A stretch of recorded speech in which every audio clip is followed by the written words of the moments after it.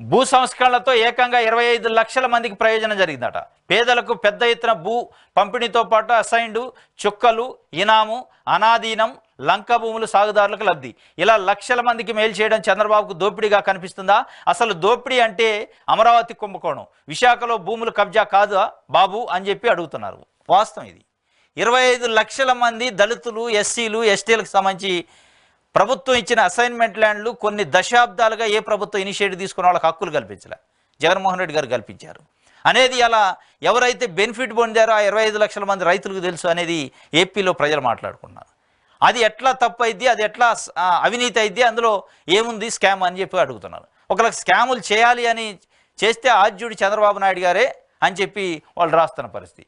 పేదలకు పెద్ద ఎత్తున భూ పంపిణీతో పాటు అసైన్డ్ భూములు, చుక్కల భూములు, ఇనాం భూములు, భూ ఆధీన భూములు, ఇట్లాంటి మొత్తం కూడా వాళ్ళకి అనాధీన భూములు, లంక భూములకి సాగుకు లబ్ధి ఇచ్చే విధంగా పట్టా ఇచ్చారు, దానికి లోన్ ఇచ్చే అవకాశం ఇచ్చారు, దాన్ని అవసరమైతే అమ్ముకునే అవకాశం, ఏదైనా పెళ్లిలో చదువులకో అవసరం ఉంటే అమ్ముకునే అవకాశాన్ని కూడా ఇచ్చారు. ఇది ఎట్లా తప్పైంది, దీంట్లో ఏం స్కామ్ ఉంది, దీంట్లో ఏం అవినీతి ఉంది అని చెప్పి అడుగుతున్న పరిస్థితి. ఒకవేళ నిజంగానే దోపిడీ అని అనాల్సి వస్తే అమరావతిలో జరిగిందే భూదోపిడీ, విశాఖపట్నంలో జరిగిందే భూదోపిడీ, దాన్ని భూదోపిడీ అంటారు తప్ప కబ్జా అంటారు తప్ప దీన్ని అనరు. అదేవిధంగా మైనింగ్ విషయంలో చాలా కీలకంగా వ్యాఖ్యలు చేసిండు చంద్రబాబు నాయుడు. దానిపైన సాక్షి పేపరు మైనింగ్ ఆదాయం బాబు హయాంలో ఏటా 2,000 కోట్లే, జగన్మోహన్ రెడ్డి జగన్ వచ్చాక ఏటా 4,000 కోట్లు, 5 ఏళ్లలో మైనింగ్ ఆదాయం 10 కోట్లు పెరిగితే 19,000 కోట్లు దోపిడీ అంటూ అర్ధరహిత ఆరోపణలు. ఇసుకతో పారదర్శకంగా 4,000 కోట్లు రాబడి సమకూరిస్తే దోపిడీ జరిగినట్ట. మీ హయాంలో ఉచితం పేరుతో ప్రభుత్వానికి రూపాయి ఆదాయం లేకుండా చేస్తే దాన్ని ఏమంటారు? చాలా స్పష్టంగా కేటగిరికల్గా స్టాటిస్టిక్స్తో చెప్పారు.